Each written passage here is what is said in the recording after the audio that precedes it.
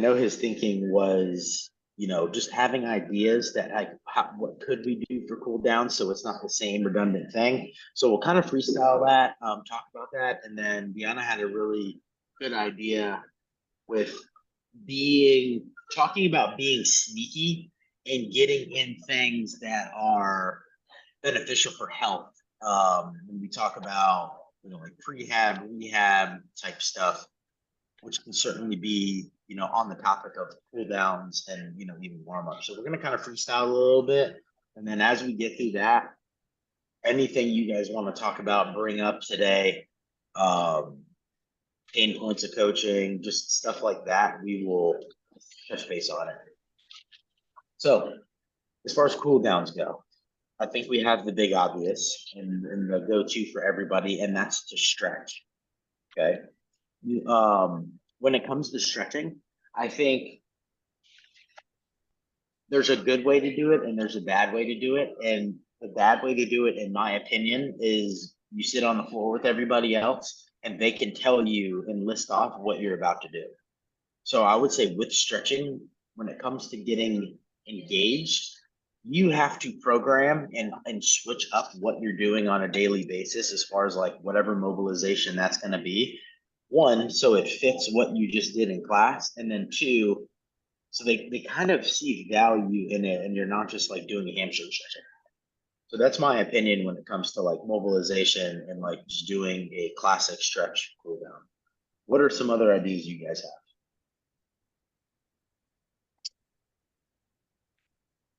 There's a few different good I, ones. I think before you even get to that, you have to understand what's the goal and why we're even stretching. And it kind of goes All into right. the opening statement where if you're going to try to convince someone to do something, you better like have a good understanding of the Why are why, we doing so it? you can explain it to them. But just All right, so you're stretch, you're like it's such you're a our good guy thing. in this. If there's someone on the call that can convince me to go stretch, it's for sure you. So, Justin, you just finished class and you want us to mobilize and stretch. What is your give me your reasoning, like from your yoga background of why? I usually have one of two goals. My goal after, and sometimes it could be a combination of the two. It could be improving flexibility. And if I'm improving flexibility, it is not a comfortable process. You get very uncomfortable if you're using PNF in a lot of active engagements. And then I may move into my second option, which is a purely relaxing component where I'm not trying to get to end range. I'm not trying to optimize like the stretch response. It's more just like, let's get my heart rate down. I'm going to start breathing in a very certain cadence. I'm back to homeostasis, Yeah, so I can then leave and go do whatever I'm going to do and not be in my sympathetic state. Um, which is like when we talk about cool downs and why should we do them, like that is the main reason. Like we don't want somebody getting in the car, at 150 beats per minute still and trying to drive away. Like we want to bring them back to real life and be calm and then move on. Um, and I'm And not I saying it's like it good. that It's just like overall, it just feels good. If you're doing a heavy deadlift day, it feels put a good nice just to like bow on the stretch the session. back. Yeah. Yeah. So I'm gonna like play a little like devil's advocate here because this is not my favorite part of the CrossFit space. Um, why do we have to do it after class, coach? So why can't I just, get in my car, go home? Why is it going to be beneficial that we do this post workout and I don't do it 3 hours at home later? so you know what in Spanish it's called the literal translation is back to the calm to that section. So it's not even like cooling down. It's like, and I like that idea. It's like, okay, let's do go back to the calm, like so you can actually leave the gym. Um, oh, Function like with like you, a brain on your shoulders. yeah. Yeah. And the science behind it basically says the faster that we can come back to the parasympathetic state, we can recover faster, Mm. and then we can get to the next workout at a more optimized. So it's Okay, about so trying that's like the money statement that would make me as an athlete be more open to, doing a child's pose on the floor and focusing on my breathing. Like that's what I want. I want to get fitter. So that's a great why. And you would say that is much from the nervous system point of view, and then it will get us to facilitate recovery quicker. What about from the flexibility point of view? What would you say? And like, I know it's better if you're warm, but like our clients don't know that. But like, let's say you are doing end range of motion stuff. What would the reason be there? So the benefit is that we've already done the warm up. We've already even like got all those muscles fired, and now we get to go back in after we've done all of that work, and now we can work on flexibility. And over time, flexibility can get us into a deeper range where we can start building strength at that end range, and then we can have a more complete movement or just better movement in general. Then I think adding to that, better longevity, right? Because if we have better end ranges of motion, then we're leaving the realm of fighting our own mobility for good mechanics. And if we don't have to fight our own mobility and we move with better mechanics, that means healthier, not just more fitness and more efficiency, but healthier and less issues arise in general. Oh, yeah, exactly. I think that was summed up pretty nice. It makes me actually, as much as I know I should do it, it actually makes me more motivated to take a second and stretch of some sort after I work out. And I'm not just saying that, like I really feel that way. And people that say, oh, I'm gonna do it at home, they never do it. So I say that shit all the time. I think I've stretched at home twice in the past calendar year. Yeah, it ain't a shit game for sure. Is there anything else you would add to that, either like the nervous system or just end range that you would want to put on it, especially doing what you do with like yoga?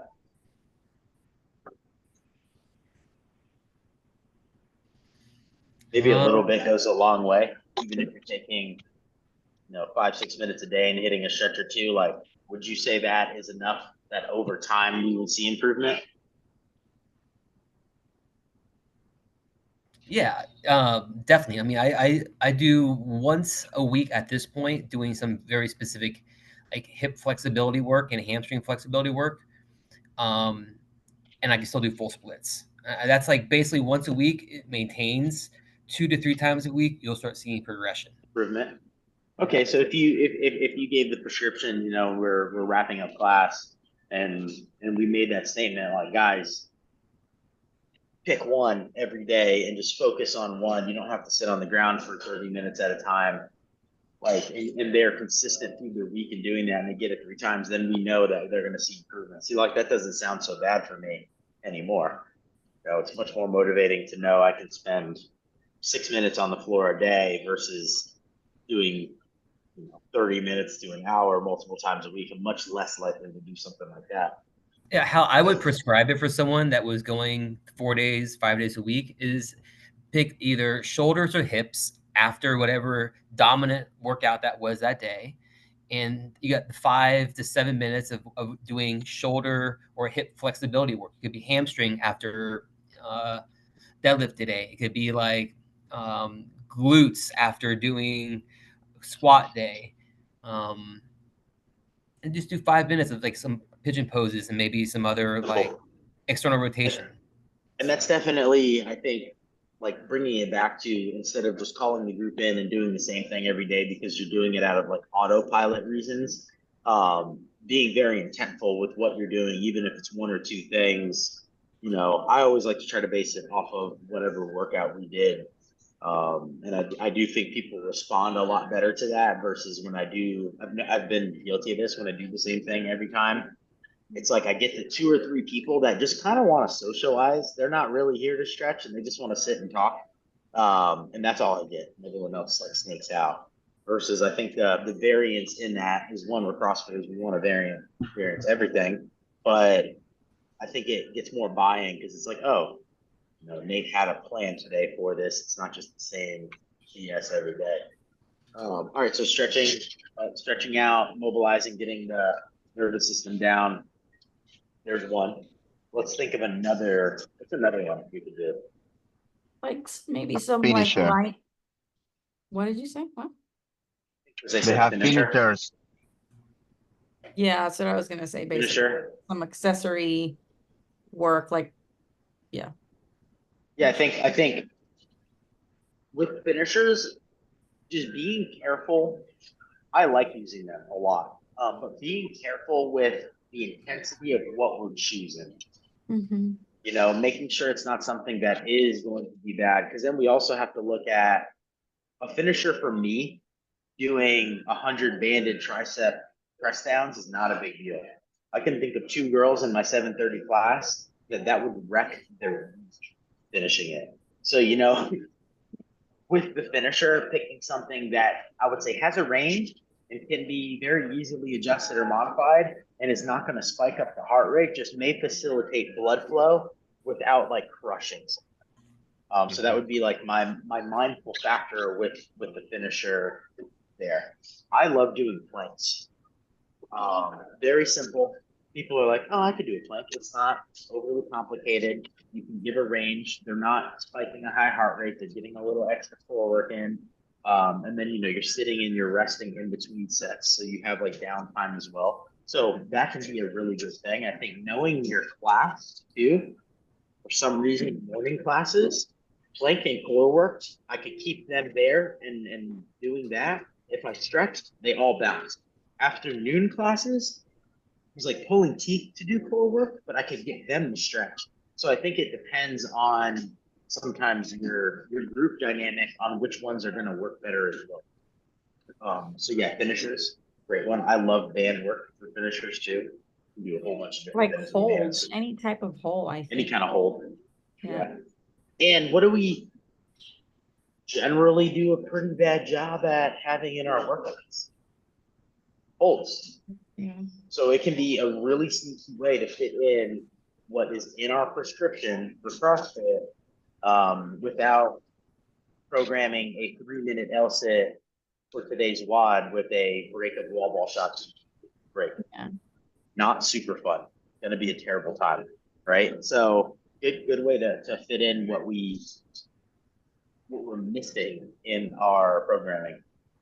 Same thing for the warm up, right? Some stuff that we should be doing that we're not doing. What about like just flow states? So we talk about a finisher. I wouldn't call like getting on the bike and just doing a cruise with like as a class with a group as like a finisher, which is something that's going to facilitate blood flow and like almost like a zone 2 pace. And my goal for that is to get them on and moving and hopefully not be in silence. I want everyone to chat, talk, and like mingle and socialize. So things like getting on the bike and so maybe rowing and cruising, obviously your gym and how much equipment you have is going to come into play. Taking a walk. Yep. Taking a walk's probably my favorite. You can kind of wrangle the group and everyone goes. And I like those specifically because they're easy to talk. Yeah. And I like talking because talking means we're building community and we're making friends. And the better time people are having, the longer they're going to stay in fitness and be healthy. So yeah, walks are a great one. Mhm.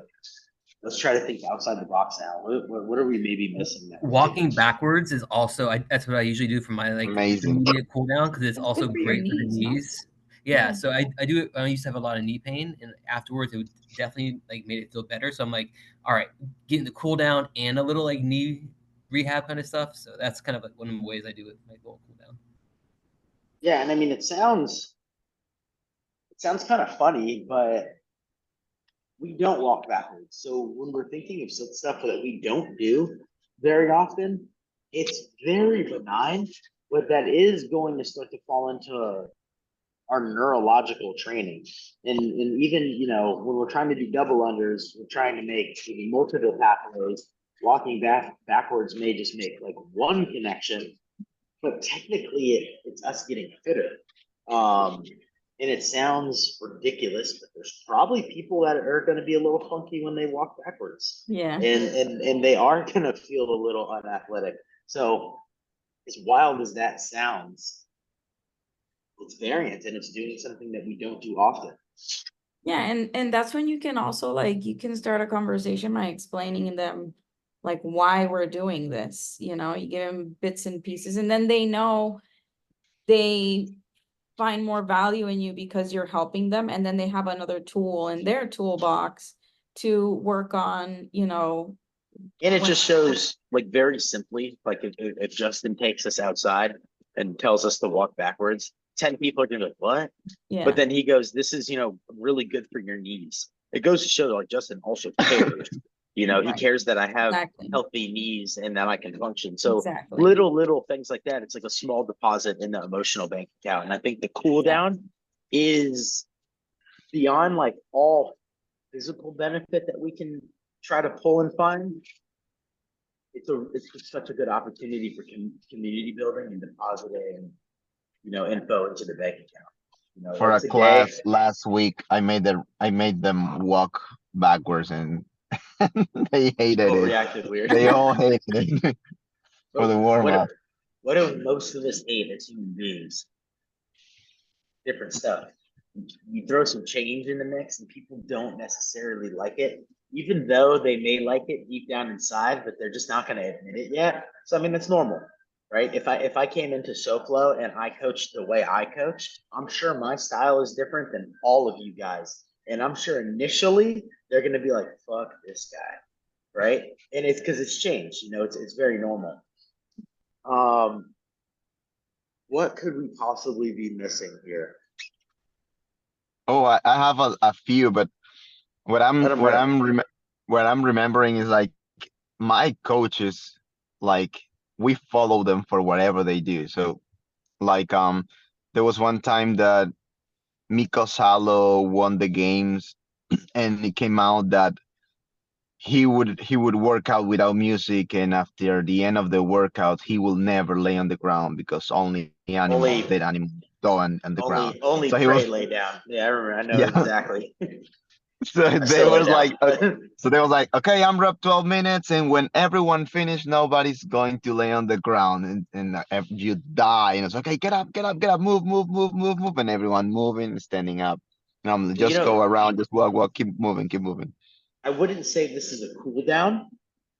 You know what? It kind of almost is. This is something that my first gym ever used to do, and I have never done it because one day I went to do it, and another coach at the first gym I coached at had a huge problem with it. So it just caused issues, and I never did it again. But what they would do is if it was an AMRAP and you were mid round and we hit, let's say it's a 20-minute AMRAP and you hit 20 minutes, they would scream out, finish the round. And the way you operated it was you didn't go for the remaining round, but you just throttled way down and you just kept kind of moving. So you had this sprint finish climax. You had more work to do in the round. You throttled back down and you kind of just cruised down slowly off of like your aggressive finish. And then what would happen was people wouldn't go from a full sprint burpee to laying on the ground. They would go from a full sprint burpee to slow burpees to whatever slow movement to finish the round out. It would take, maybe another minute or two, usually tops. And then by the time they finished out the round, their heart rate went from, 180 down to 140, 150 because they did throttle back and then they didn't have this collapse. Yeah. When we talk about getting fitter and teaching our body how to clear lactate and all of that, that's a great thing to do. And then they don't lay down. They finish, they do their round, they cheer on whoever it is, they're standing still, they're walking around, they're putting equipment away. There's movement still happening, so there's blood flow still happening, and there's clearance of lactate still happening. So that could be, I wouldn't call it a cool down, but that could be a task, that you call in. And yeah, you're gonna have a person that finishes perfectly on like the nose of a round, and they're like, no, don't got another one to do. And that's fine. If they don't want to, gotta force them. But I would say a good little tool to just like put an icing, a little bow on the workout. I haven't done that in a very long time, but I used to like it as an athlete. What other ideas? You said you had a couple, Jose. The other one that I remember is like, but I don't know what we were doing. Maybe holds. No, holds not something, and we will be do something, but it was nothing. And he would talk about nutrition or about some subject, just talking about something. You know who does that? I think pretty consistently is Ben Bergeron. Yeah.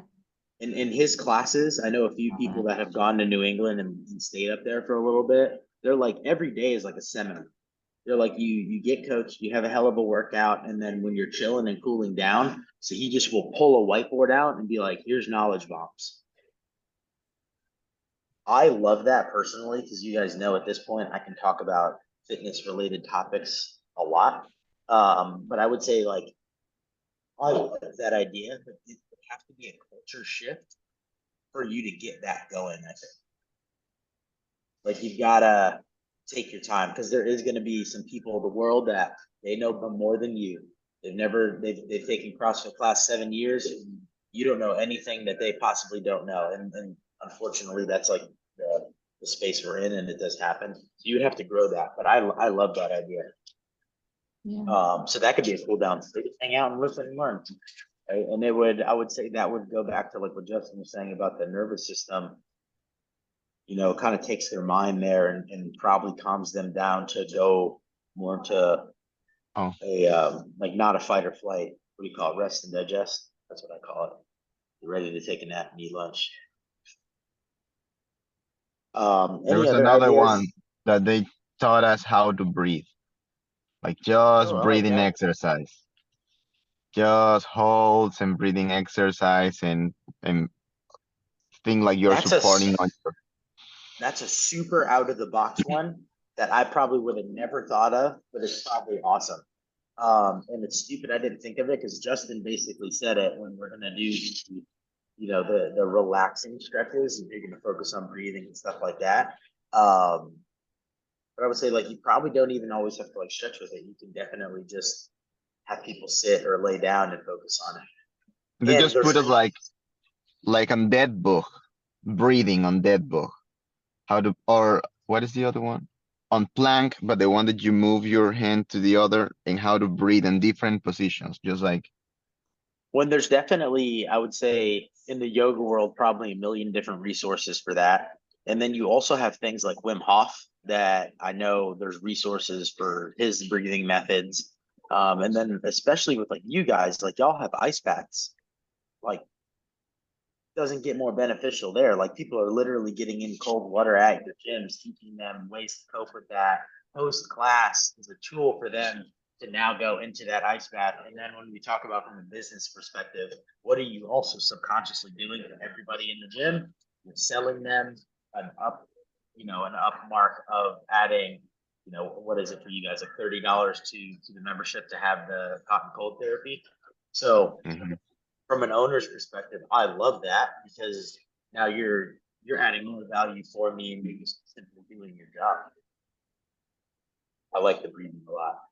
Kind of Um, dumb I didn't catch that with Justin, but that's a good what one. I do, I do some breathing, but it's like I don't know a lot, but breathe deep in and deep out. But instead of giving them like, do this for like child's pose for a minute, I tell them do Count like breaths. 10 deep breaths while you're in child's pose and then do something else. And the same thing, 10 deep breaths instead of just giving them a clock. I do the same thing. I do it for a couple of reasons. It makes them focus, I think, on it. But then Mhm. also like the person that's like kind of annoyed and doesn't want to be doing it, it gives them the out a little faster than the person that's like engaged too. And that's a Kelly Starrett method. Oh He yeah? says 10, yeah, 10 deep in and out is gonna be, I forgot what he says, if it's 30 seconds or a minute. I don't know Nice. exactly, but that's how he does it a lot of times. It's breath work or not clock. So I can give a Um, little information on this if you guys want to listen. It'll take you some yes, that was time. gonna be my next question. Yeah. Okay. Um, so big picture, whenever you exhale longer than you inhale, it's down regulating on the nervous system. So with that in mind, the goal or one of the techniques you can use is a longer exhale than inhale. So typically one of the ways you would do this is that you would take people up against the wall, take their legs up against the wall, or maybe bring them in like a figure four even, so you can get a little bit of a hip stretch. When you're inverted in that way, it lets the diaphragm relax more. So even the primary respiratory muscle isn't doing as much work. So you're now even letting that area relax. So for probably, I would say 2 to 3 minutes, I would guide them to breathe in for like a count of 4 and then exhale for a count of 6 or a count of 8. So that's one way of doing it. Another really good strategy would be doing inhale 4, holding 7, and then exhaling 8. There's a lot of good research on that technique as well. And this is not just yoga techniques. These are more mainstream athletic performance techniques. I see it more in a lot of like the professional athletics with like baseball and football and stuff like that. I think Well, and I UFC know, is doing it a lot too I now. know used to playing baseball competitively, the more in fight or flight you were, usually the worse you played. Like you had to be very like calm and relaxed for that sport. And then I also know Ben Bergeron used to start his sessions off with his games athletes with breathing techniques on the wall like that.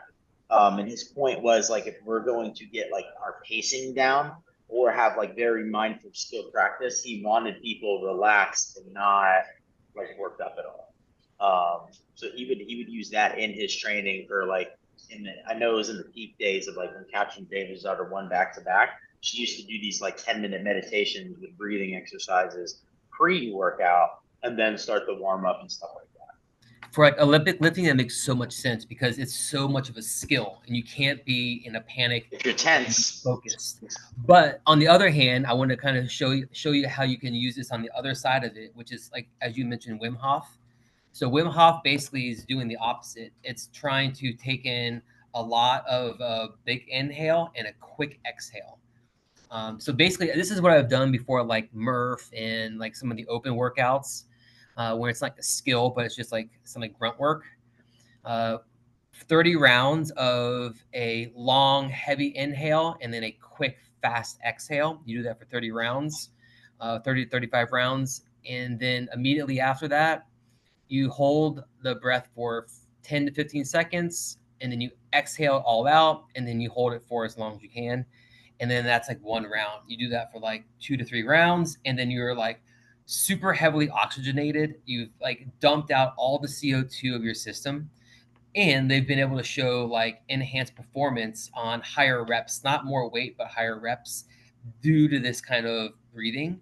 which It's also fantastic before you go in the ice bath because it which just makes so much endorphins and the adrenaline's hit once you use that. So makes sense when you look at it from a stamina point of view. Like stamina is an issue because the oxygen delivery isn't getting to the muscle group as quickly as we need it. You know, push-ups a great example. We have a strength to do a push-up, and then we hit a wall, and we have to just turn weight. And basically, what we're waiting for is more oxygen to get into that muscle, so we can do more push-ups.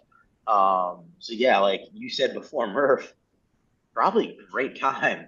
Um, and I will say, not that I knew that protocol because I didn't, but that is pretty much almost exactly what I do when I do get into the ice bath, and it makes a massive difference. Breathe deep and I blow out hard, and that's how I count my time. So when I can get to 10 of those, it's usually at the point where I'm fine and I'm not like panicking anymore. So it's good to know. I'll fine tune it and do more of that. So also like for running, I'm not sure how it goes, like what the count is exactly, but there is, I think it was, So running is based off of your head's in the right spot is based off of cadence. Right. And pretty much it's a 4 is like your minimum, and 4 to me is hard because I'm not a runner, but it's basically breathe in, step, step, step, and then on the fourth one, it's a fast out. So it'd be 1, 2, 3 out. 1, 2, 3 out. but it's not always a fast out. Or is it always a fast out? It should be a fast out. Because if you think about like what Justin is saying, and it's we're oxygenating our body and getting as much in. If I'm blowing air out for multiple steps, what am I not doing? I'm not pulling oxygen in. Yeah. And when we're talking about, a paced running effort, we're using our aerobic system, and oxygen is our main energy source. So we need as much oxygen going in as possible. And when we're So- breathing heavy, like when we're running, the reason why we're breathing heavy is not to take in more oxygen, it's to dump out more CO2. So that's why the CO2, like when I'm running, for example, it'd be like inhaling for maybe like 2 steps, and then my exhale is like a faster 1 step. I let out a lot more on the exhale. And you try to get as much out as you can on that, like one. Something you can pay attention to, and for me, this doesn't really apply, and I think it's purely because I don't really run that often, especially for distance. But when you're pacing a run, you should be able to keep that cadence of in, out.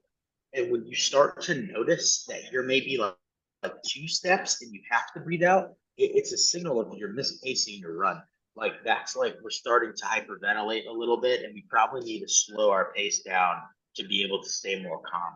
So when your breathing is starting to be like with your actual steps, and let's say it's like step out, then we know we're maybe going too fast if we got distance, unless we're going to finish our workout or the interval. Or especially if it's like, in, out, we know our pacing's not there. So that's something you can pay attention to, and also coach, right?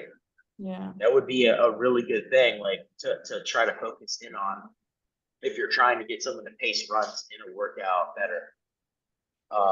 We had that semifinal junior in Mayhem, I think last Friday, that was 400-meter run, 10 clean and jerks, 4 rounds. That would have been a great way to have people pace their runs so that when they get in the gym, they can get on that barbell quickly. So yeah, running is a really good example to bring up. And I don't know if you guys have ever played with those cadences. Chris Hinshaw talks about them a lot. You can find videos on that. But when you're really focused on it, I forget I'm running. It kind of takes my mind onto something else. So I think for that reason, it can be beneficial too. All right. I don't have any other ideas on what we can throw in for cool downs. So we Gotta go just now. recap. Talk to See you you, Jose. later. Bye. Yeah, man. So we have stretching, mobilization, breath work that can go with that or without with that. 2 different styles of breath work.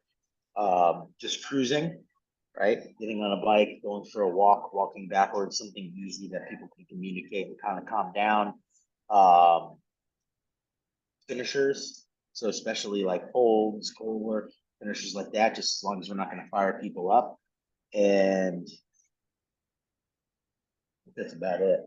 I wouldn't say a game, because I think a game would spike up the Yeah. nervous system. Like I would get more fired up playing a game. That's all definitely maybe better for a warm up. That being said, Justin definitely like branched us into thinking like prehab stuff when we mentioned walking backwards for the knees. Let's think of some other prehab type things that we can use as finishers that would be really beneficial, just to give us some ideas there. Walking backwards goes right with knees over toes guy. You're going to get a couple people in class to get super fired up on that too, and then they talk about it, and I think that creates a ripple effect when they talk. What's some other things? I have a couple in my head. CARs, controlled articulate rotations. Ooh, that's a good one. Which one? You can What? do them at pretty much any joint. I usually do them in the morning before, like as a morning routine, but you can do them after as well. Walk us through that like we're a class. Like explain that.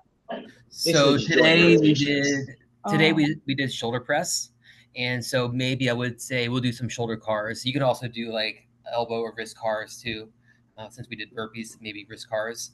But yeah, so shoulder cars. You want to find full range of motion through the shoulder. So I would start, and then I'm not just moving the arm, I'm fully creating tension to the arm. Isometric contraction from the shoulder all the way down into the hand. I'm going to begin to start by internally rotating. My arm's already kind of quivering. Overhead flexion, Getting to turn the palm out, keeping the arm straight.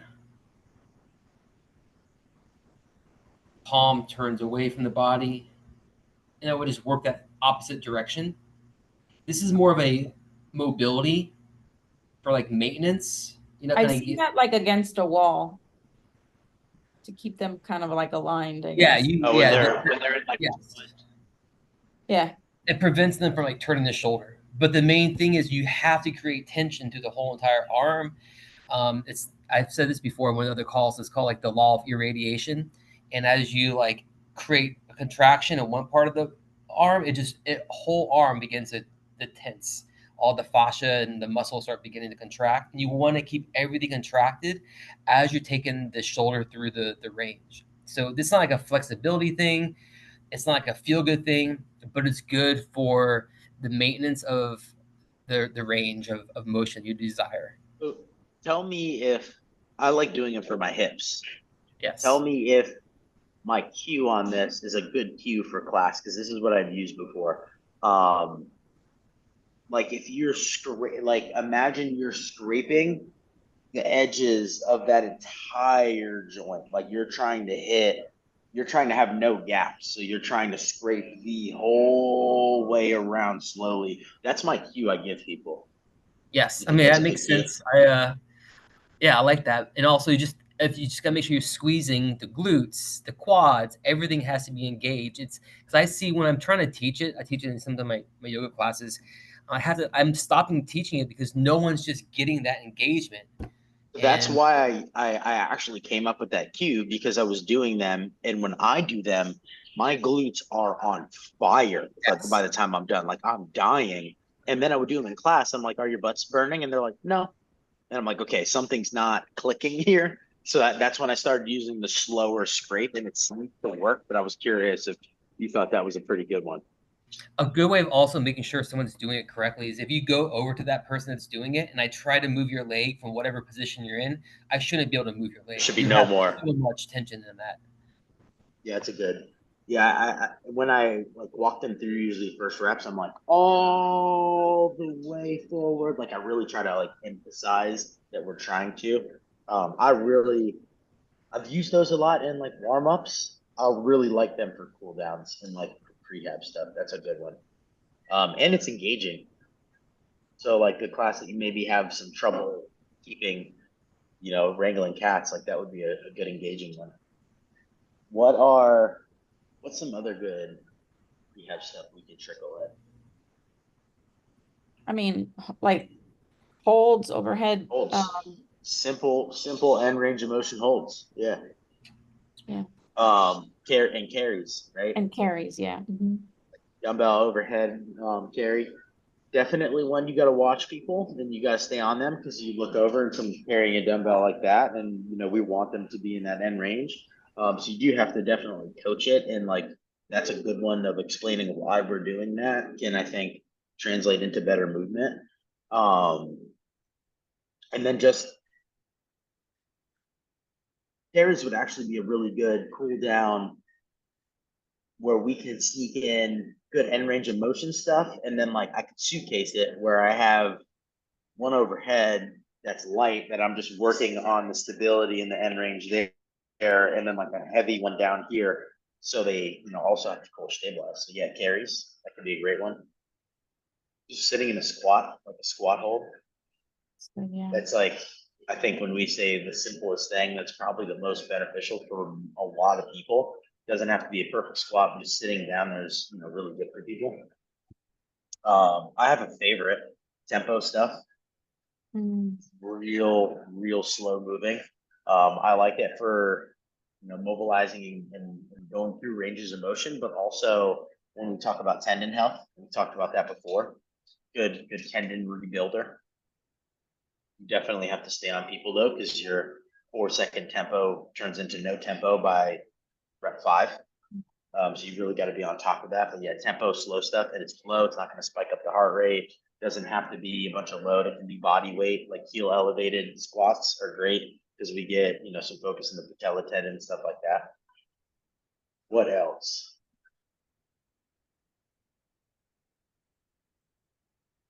Band work. about like crossover symmetry type stuff. Crossover symmetry, yeah, I was gonna say. Right. On the note of crossover symmetry, what's another good one? Another product they have. What about like, we don't need hip halos, but banded side shuffles, monster walks, Yeah, like glute activation, stuff that's gonna help people with knee stability. You know, that's a good one to throw in, for a warm up, obviously, but even in a cool down that, you know, people may not have the issue, but it's like we can prevent the issue by touching on those, you know, just once a week. yeah, anything knees Um, or toes guy has. Yeah, Sled, push, steal pull, his stuff. The I steal a lot sled of it. might be a pain in the ass because imagine getting out a sled in the last 10 minutes of class. I have a tank at my gym, so You can that's walk up and easier. push it. It's yeah, So that might be a tough one, but you could definitely do like the wall facing calf raises, the tibial raises, elephant walks, like those types that he has in. The ATG split squats, that Oh, might take a little more coaching. yeah, I hate Uh, those. They I don't hurt. see those. I don't see those simply going well quickly. Yeah. But yeah, just stuff and anything like that that could be good for knee stability and just you know, prehab. Any other thoughts you guys have? I'm sure there's a handful more. Wish Elise was on the call. She'd been perfect for this. I know.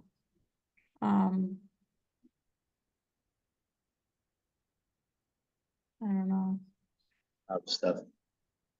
I'll question her and we'll see what she comes up with. Next time she's on the call, we'll kind of just put a bow and icing on top and see if she has anything that we didn't think of. And then maybe she doesn't and we crushed it. That'd be cool. All right. Anything else you guys want to talk about today before we kind of put a bow on it?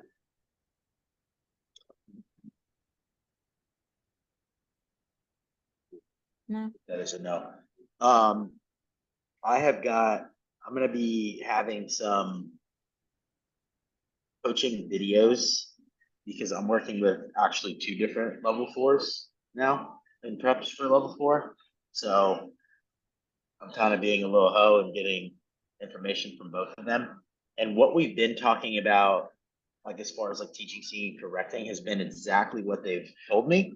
So I'm gonna start sharing some of my coaching clips, just to give some examples, because I think that was one of the things, one of the complaints I would have for CrossFit is they like will give you this little tidbit and you can get this little nugget of information, but it's like you needed to see this whole section of class to really understand what was happening, and they don't really provide that.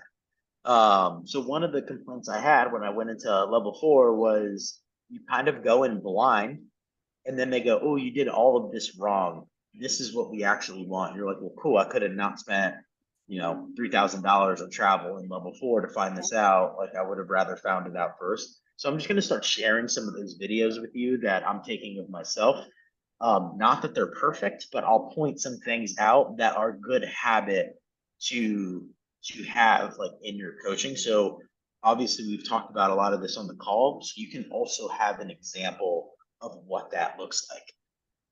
So I'll upload, I have a front squat specific that I did last week and I'm going to upload it. I'm going to write out just a couple points in the app of what I feel went well. And I'm going to write out a couple points in the app of what I think could be better. Just so you guys start to have some examples of that. That being said, any ideas of what you guys want to see next Tuesday? Otherwise, I'm going to dive into just some different movements and start to like scour the journal. Maybe muscle ups could be a good one. We talked a lot about it. I know Gene is working on it. I know D, you're getting into ring muscle up stuff. Eamon has been sending some videos. That could be a good one. Like a pull Any up way you can SSR like, muscle up series. any way you can theme it with like whatever mayhem workouts are doing that week is always awesome because it just makes it something that's like works my mind easier. Mayhem has the barbell in our next episode. I don't know if you guys read the letter. I'll read like the full programming letter. We're about to finish the cycle we're on now. We're about to go into some barbell cycling strength work. They name it after Dre Strom, one of their athletes. And the history on that is he did. Do you guys know Smolov squat cycle? Smolov is a extremely aggressive squat cycle. It's known for getting people massive squat gains, but it's also known for people not making it through and getting injured. So it's like a high risk, high reward squat cycle. It's very, very aggressive percentage work and a lot of volume. And basically what he did with that at one point in time before he was on the games team with Froning was he did a Smolov squat cycle, but with squat cleans. So we're kind of sounds like we're about to touch on that and kind of do a version of what he did on that. So we're gonna have a lot of barbell cycling work. So barbell cycling can be a good topic of conversation. And then I know the other stuff that's coming up for Mayhem is I think we also have deadlift and back squat, specifically on a modified Wendler cycle. You guys know the 5-3-1 powerlifting cycle? Very classic. All right, we'll talk about that next week too. The 5-3-1. Oh, 5-3-1. Yeah. Yeah. Wendler's 5-3-1. It's free on the internet. You can pull it up. It's a very, very extremely simple, classic powerlifting cycle. There is no fanciness to it at all. It's based more on like consistency than anything. So we'll talk about that next week too, because we're about to do that in Mayhem. And also just a great tool for any coach to have as far as like keeping track on cycles and not overcomplicating things. So we'll tie into all that Mayhem shit that we've got, and we'll touch on like bar muscle up and do a little series there too. I think we just mapped out the next month, probably. So we'll be here for a little bit.